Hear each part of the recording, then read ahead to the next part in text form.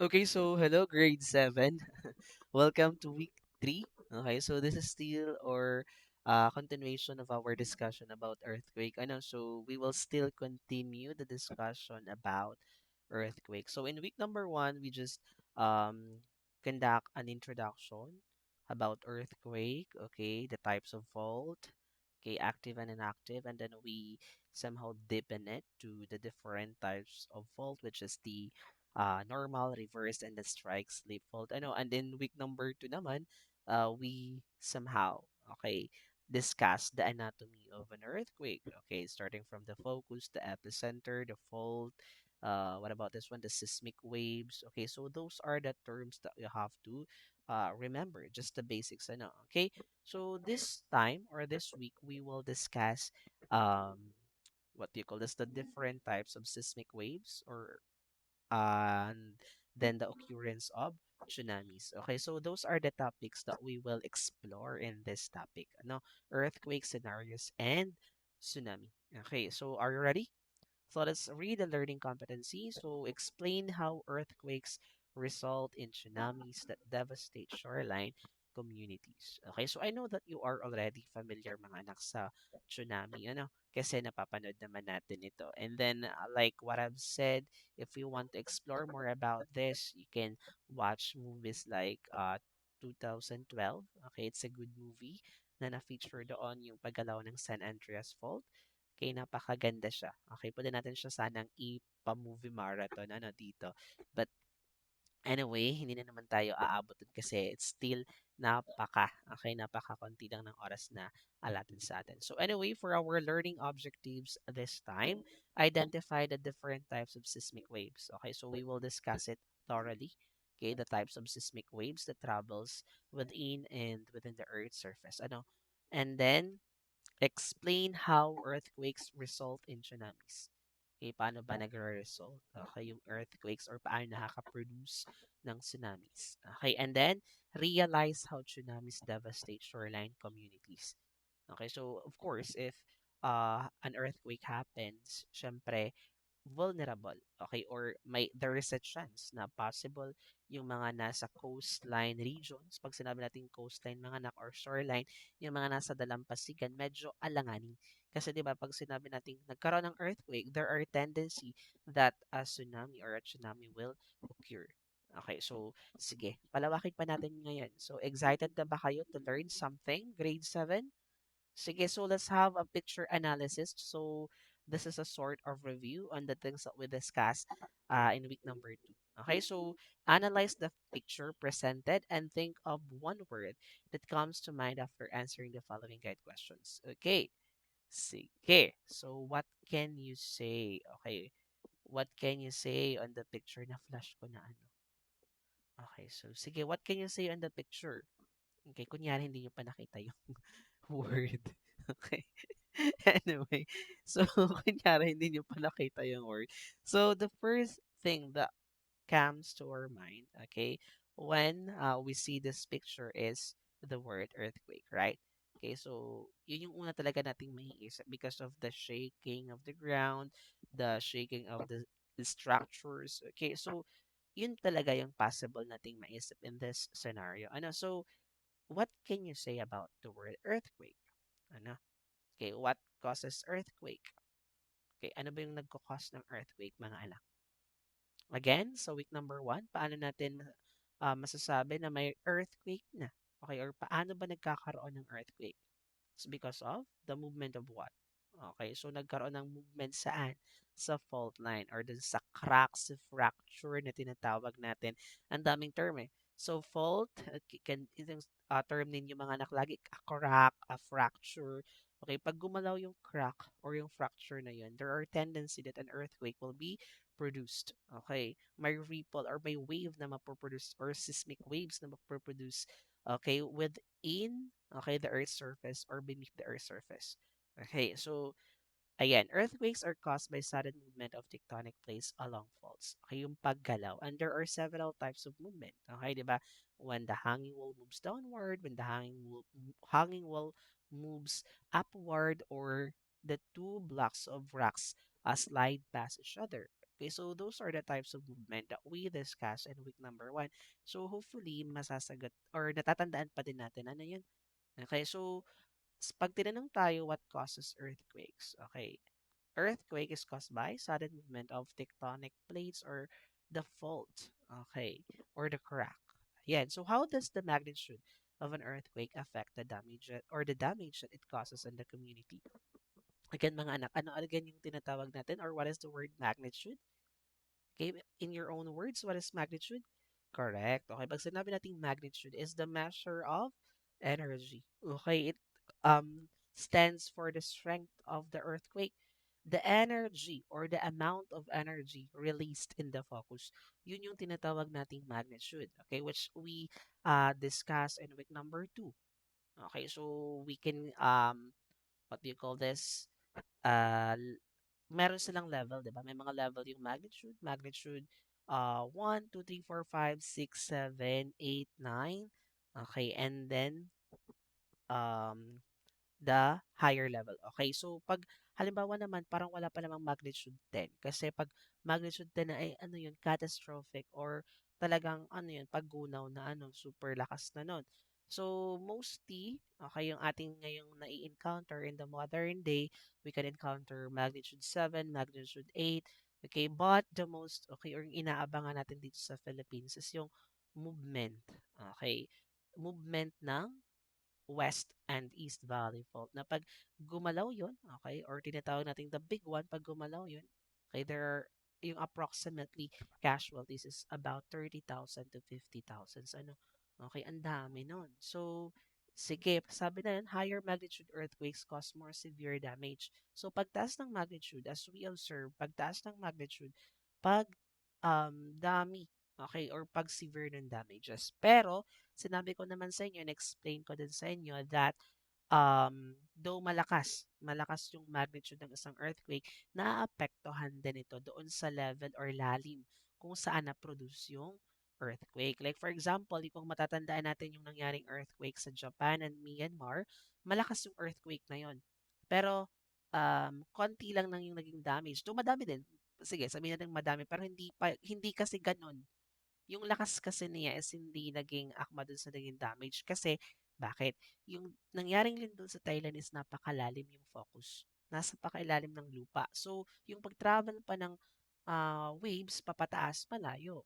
Pero pag shallower, mababaw yung focus, yung source ng earthquake, mas malaki yung damage na pwede niyang idulot. Okay, so yun ang tinitingnan din ng mga um, what do you call this, seismologists.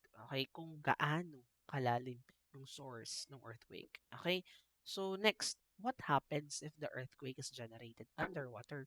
What if yung earthquake naman ay na-produced, okay, underwater? Ito talaga yung tendency na pwedeng magkaroon talaga ng tsunami. Just like what happened in Japan. Okay, so nagkaroon ng tsunami sa Japan kasi yung nakapag-produce dun is underwater earthquake.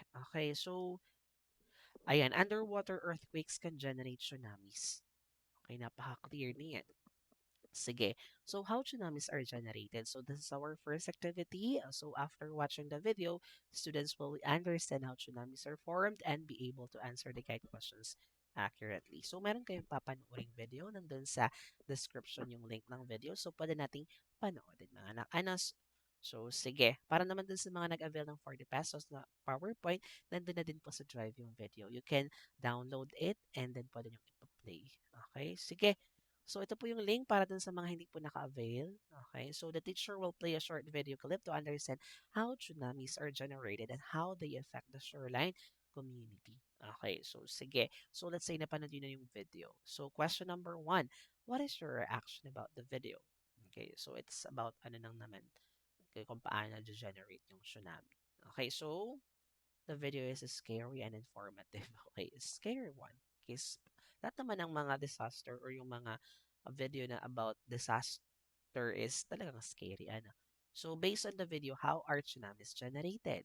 So, tsunamis are generated by underwater earthquakes. Mostly talaga ng mga tsunami na po-produce because of underwater earthquakes. But sir, okay, pwede po kayo makapag-produce yung mga earthquake na nag-generate sa lupa. Pwede if medyo malapit yung distance niya sa dagat. Okay? Or malakas talaga yung magnitude. Okay, ano? So, sige. What are the possible damages brought by a tsunami? Ano yung mga possible damages pag nagka-tsunami? Okay. So, tsunamis can cause flooding, pwedeng buhain, destruction, and loss of life. Ito yung pinakamalala, yung mawalan or may mga mamatay. Okay. So, sige. So, though this disaster or this phenomena or event is inevitable or hindi talaga natin pwedeng pigilan, it's unpredictable kung hindi natin napipredict kung kailan mangyayari ang earthquake. So, all we have to do is to pray and be prepared always. That's why in school and even in different agencies or government agencies, we conduct a yearly or what do you call this? Frequent, okay, earthquake drills. Okay, so pag nagko-conduct tayo mga anak ng mga earthquake drills, you have to be serious and you have to really practice kung paano talaga yung tamang pag-duck, cover, and hold para naman pag na-experience ninyo or nandun talaga kayo sa situation na yun is ma-apply ninyo yun. Kasi yung ginagawa nating earthquake drill is malaki ang pwedeng maging maitulong sa atin. Okay? During this kind of disaster. Ano? So, sige. Unlocking key science vocabulary, students will understand and correctly use important science terms related to wave motion and natural hazards. Okay, so mag-unlock muna tayo ng mga terms. Okay, so instructions, decode the mystery word. The learners will decode the mystery word by altering the numerical value with the vowels assigned to them. So yung A is 1, yung E is 2, yung I is 3, yung O is 4, at yung U is 5. So A, I, O, U. Okay, so papalitan lang natin yung mga numbers ng vowels. Ano? So the first word is correct. It's tsunami. Ano? So, tsunami. Ayan. So, next, decode the mystery word. Okay, it's okay. Body waves. Correct. What about this one? Okay, ang gagaling. Surface waves. What about this one? Okay, run up. What about this one? Okay, uh, an inundation. Okay, so those are the words that we unlock this time. So, we have, ano yung mga na-unlock? Tsunami. Okay. We have, okay. Okay, so ano nga ulit yung mga words na na-discuss or na-encounter natin? We have tsunami, ano? So, body waves. We also have surface waves. Ano pa?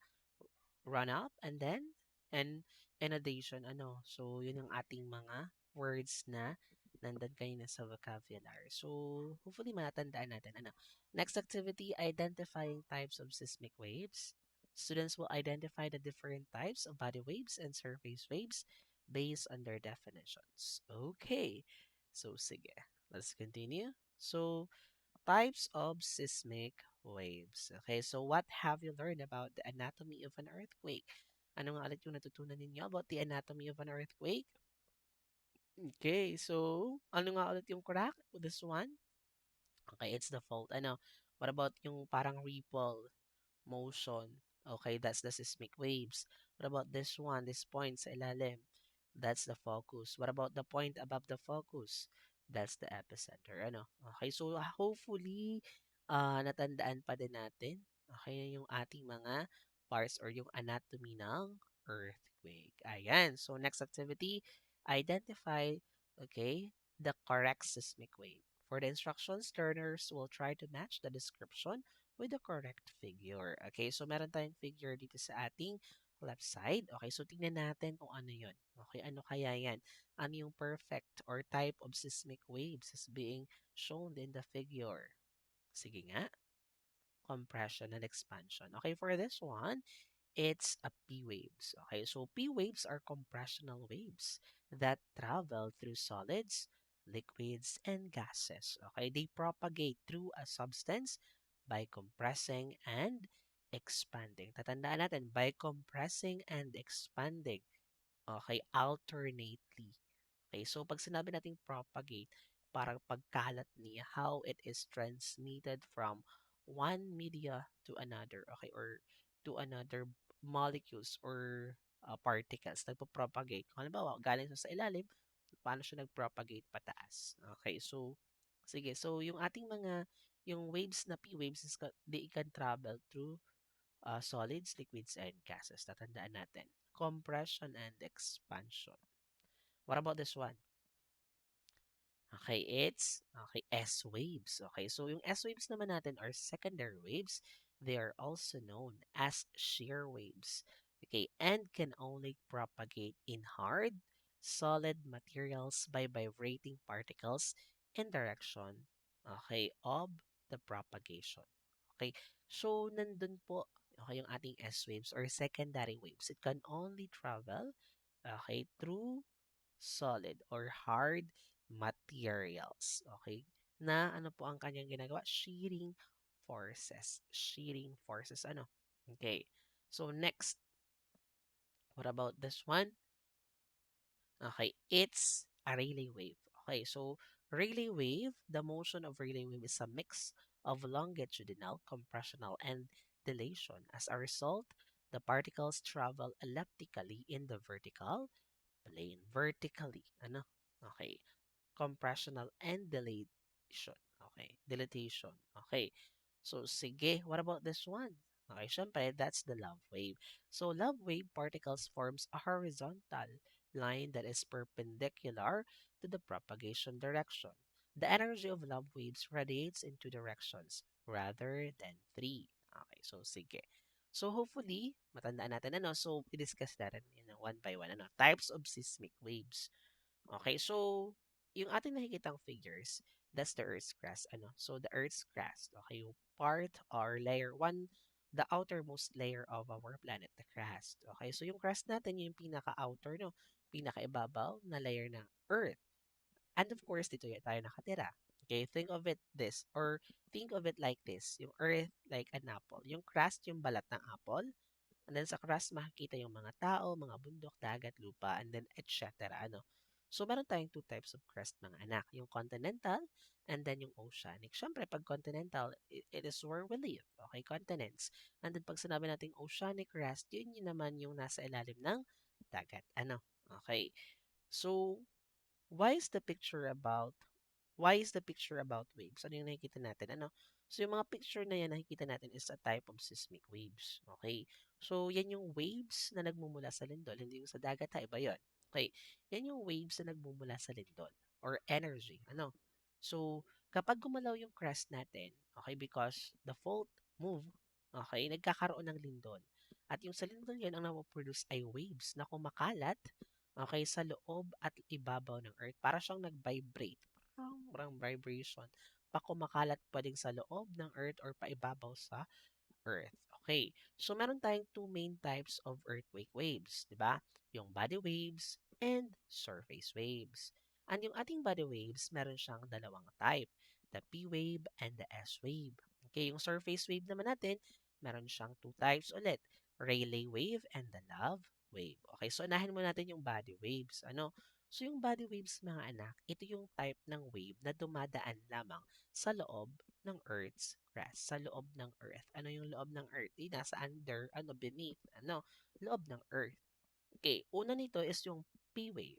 Okay, or the primary wave or in other references, pressure wave. So, ito yung pinakamabilis. Okay, pinakamabilis na wave. Gumagalaw na parang siksik siya na luwag. Okay, parang hinihila at itinutulak. Nakita na kayo ng slinky, anak.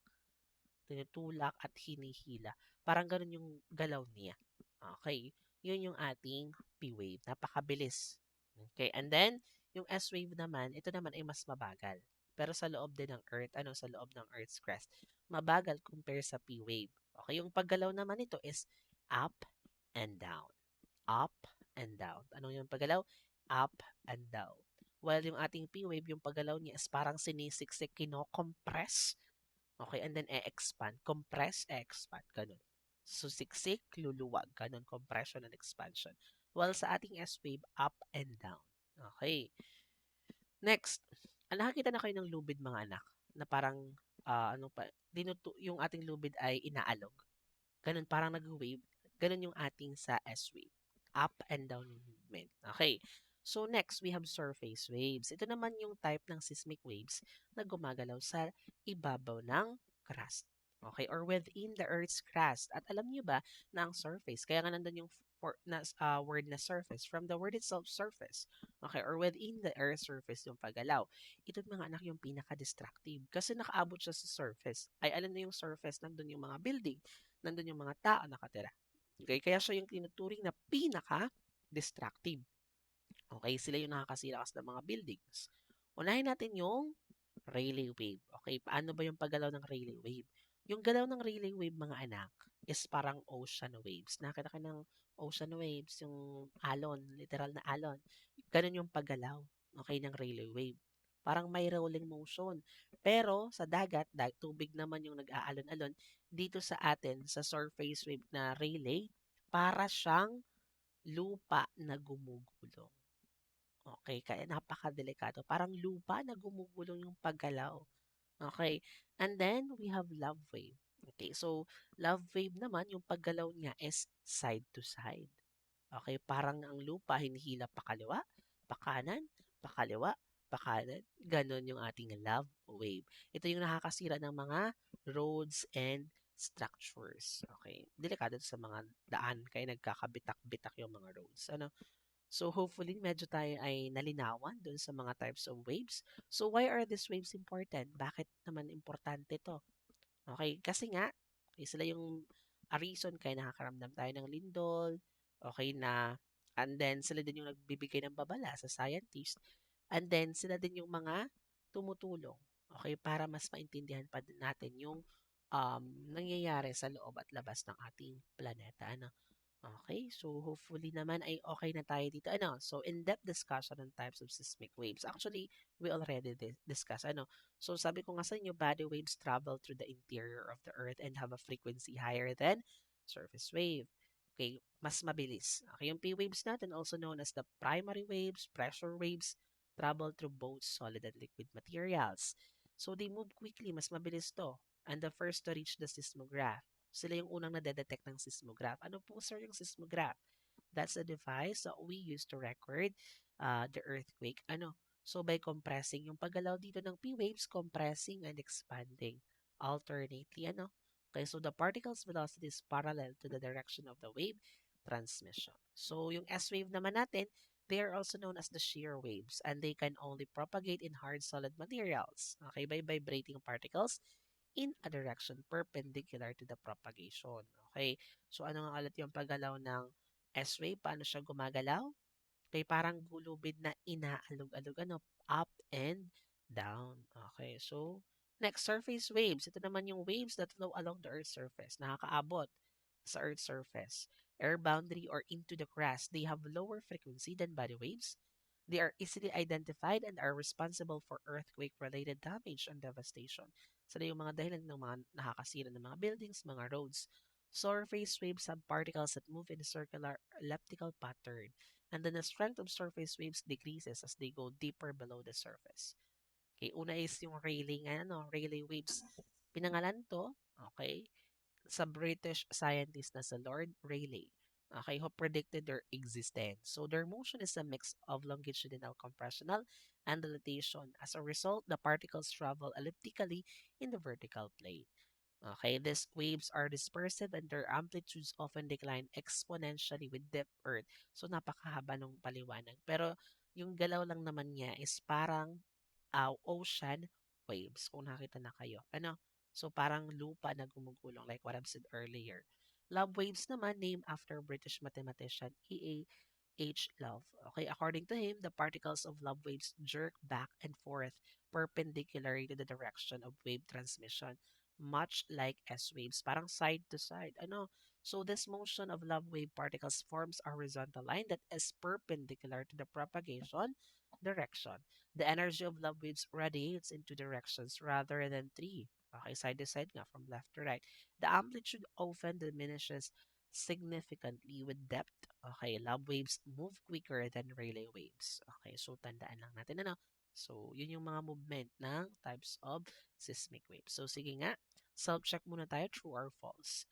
Right true if the statement is correct, otherwise right false. Body waves travel through the interior of the Earth. Is it true or false? Correct. It's true, ano. Okay, interior, ano. So surface waves have the higher frequency than body waves. Okay, it's false kasi mas mataas ang frequency ng body waves. Ano? Okay, actually, mas mabilis pa nga ang body waves. At ano nga yung unang na-detect ng seismograph? Is it the P wave or S wave? Okay, syempre yung ating, okay, balikan natin. It's okay, ayan no? The, the P wave kasi siya yung pinaka mabilis. Okay, na wave. Okay, so mas mabagal ang S wave compare sa P wave. Okay, yung tatandaan natin. Okay, so P waves can travel through both solids and liquids. Is it true or false? Correct, it's true. And then, P waves are the slowest seismic waves. It's false kasi ito yung fastest. S waves can travel through liquids and gases. Okay, it's false. Ano, so sa mga hard lang ito nagta-travel. Okay. Next, S waves move particles perpendicular to the direction of the wave travel. Okay, it's true. Okay, surface waves cause most earthquake damage. Siyempre, it's true pa din. Ano, Rayleigh waves move particles in a circular or elliptical motion. Siyempre, it's true pa din. Parang gumugulo nga, circular eh. Love waves move particles in a vertical elliptical motion. Okay, it's false. Side to side po yung ano niya, left to right.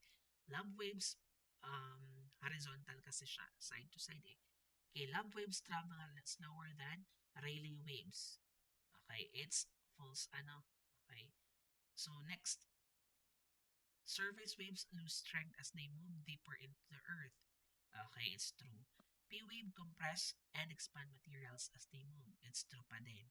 Love waves move particles side to side. It's true pa din ano. S waves help scientists confirm the earth has a liquid outer core. Ito na yung true pa din. And then, body waves have a lower frequency than surface waves. It's false kasi mas mataas ang frequency ng body waves compare sa uh, surface waves. Okay. So, hopefully, perfect. Seismic wave simulation. Okay, so pwede nyo itong pong ipagawa sa mga bata mga ma'am. Pwede nyo silang padali ng slinky para mas magets nila. Okay? So, dito lang naman is i-aano nila yung i-demonstrate or simulate yung SP wave and then the love and the relay. Okay? So, hindi ko na ito i-aano mga anak. Sige, skip na lang muna natin to. Ito yung ating rubric for or score guide. So, proceeding tayo sa demonstration how water reacts to vibrations. Okay? So, students will observe and understand how water responds to vibrations and sound waves. Okay? So, gagamitin natin ang shallow tray or a dish. Okay, pwede natin itong gawin. Magandang activity ito mga answer. Ano? So, water speaker with a strong bass, output, music player or device to play low frequency. Okay, so demonstration. Okay, yan po. Demonstrate how water reacts with vibrations. Okay, di ba may mga vibrations naman yung napoproduce yung sa mga speaker. Materials needed, a shallow tray or dish, clear if possible, water, speaker with a strong bass output, music player or device to play low frequency sounds, and a rag. Okay, syempre baka may mag-spill ng water. Ano? So, fill the shallow tray or dish with water until it's about half full. Place the tray on the top of the speaker. Ilalagay sa top speaker. Connect the speaker to a music player or device. And then, okay, choose a song or sound clip with a strong and steady bass line. Make sure it's something that produces low frequency vibrations. Play the selected sound through the speaker at a moderate volume. Observe the surface of the water in the tray as the sound plays. Also, makikita natin how the water will move. Okay, nasa taas ng speaker. Okay, so yung speaker magpo-produce ng vibration. Let's imagine natin yung speaker is yung earth. Okay, nandun yung fault line. Magbabibrate, nandun yung focus, marirelease yung energy dun sa fault. Pataas dun sa water. Okay, so the simulation is a simulation on how a tsunami occurs, especially when an earthquake happened under water. Okay, so let's say nagawa na natin. What did the speaker produce that made the water move? Okay, the speaker produced sound waves or vibrations. These vibrations travel through the tray and into the water, causing the water surface to ripple. Okay, may ripple and move. Okay, what will happen if there are bigger vibrations produced? Okay, if bigger or stronger vibrations are produced, the water will move more vigorously. The ripples will become larger. Okay, the water may splash. Okay, may rag tayo, and then the movement will be more noticeable. Is it possible for bodies of water to be moved by vibrations? Okay, yes, it is possible. Large vibrations such as those produced by earthquakes, underwater volcanic eruptions, or strong impacts, like for example, meteorite impacts, okay, can move large bodies of water. This is how tsunamis and large water waves can form. Okay. So, tsunami simulation. So, ito yung pwede na natin ipagawa to. Okay, nasa sa inyo mga ma'am. Okay, skip ko na lang to. Ano? So before I proceed to the formative assessment, before ako mag-proceed sa formative assessment mga anak, I just like to discuss how tsunami occur. Ano? So, paano ba nangyayari yung tsunami? Okay, so pag sinabi natin mga anak na tsunami is a series siya of very large ocean waves caused by sudden movement of ocean floor. Okay, and then it is not a normal wave. Hindi yan yung normal wave mga anak. Okay, kasi yan na yung uh, normal wave na ang dahilan ay wind, hindi yon. Okay, so yung ating tsunami is caused by powerful events under the sea, like for example, earthquake. So why does a tsunami happen? Bakit nangyayari yan? So a tsunami happens when a large amount of water is suddenly displaced. Okay, so the most common cause, underwater earthquake. Okay, so when tectonic plates move or collide, okay, the Earth's crust shift, lifting or dropping the ocean floor. Okay, kasi meron din yung mga subduction, ganun. So, this sudden movement pushes a huge amount of water upward, creating a giant waves. Okay, so yun po yung nagiging reason or causes rather. Okay? So, hopefully naman ay maging maingat pag may mga lindol agad, especially sa coastline or sa underwater, yung mga nakatira sa coastline or shoreline, mag-evacuate na agad. Okay, so proceed na tayo sa guide question or sa formative assessment rather. Ayan. Okay, which of the following statement best describes the motion of lava waves during an earthquake? A. Lava waves travel in a rolling motion parallel to the direction of wave propagation. B. Lava waves travel in a rolling motion perpendicular to the direction of wave propagation. C. Lava waves travel in compressional motion perpendicular to the direction of wave propagation. Or D. Lava waves travel in a compressional motion parallel to the direction of wave propagation. So the answer is letter B. Lava waves travel in a rolling motion perpendicular to the direction of wave propagation. Kumbaga, what do you call this? Like horizontal, okay? And then side to side, nakaka-create ng perpendicular, okay, to the direction of the wave propagation. Okay, so sige. Next, ito yung pinakamalapit actually na sagot. Okay, kasi yung first one, lava waves travel rolling parallel. Hindi. Okay, and then, lava waves travel dito compressional. Okay, kasi hindi naman nagko-compress. Lava waves travel compressional mo. Hindi rin. Okay. So, how do earthquakes occurring underwater or along subduction zones contribute to the formation of tsunamis? Okay. So, the answer is letter A. Underwater earthquakes release energy that generates seismic waves which propagate through the water and create tsunami waves. Okay, next. What is the primary factor that determines the extent of devastation caused by tsunamis on shoreline communities? Okay, the magnitude of the earthquake that triggered the tsunami. Okay. Number 4, in what way the surface waves contribute to the destructive power of tsunamis? Okay, it's C. Surface waves interact with the sea floor, creating additional energy and increasing the height of tsunami waves. Okay, next. How can coastal communities mitigate the impact of tsunamis on their shoreline infrastructure?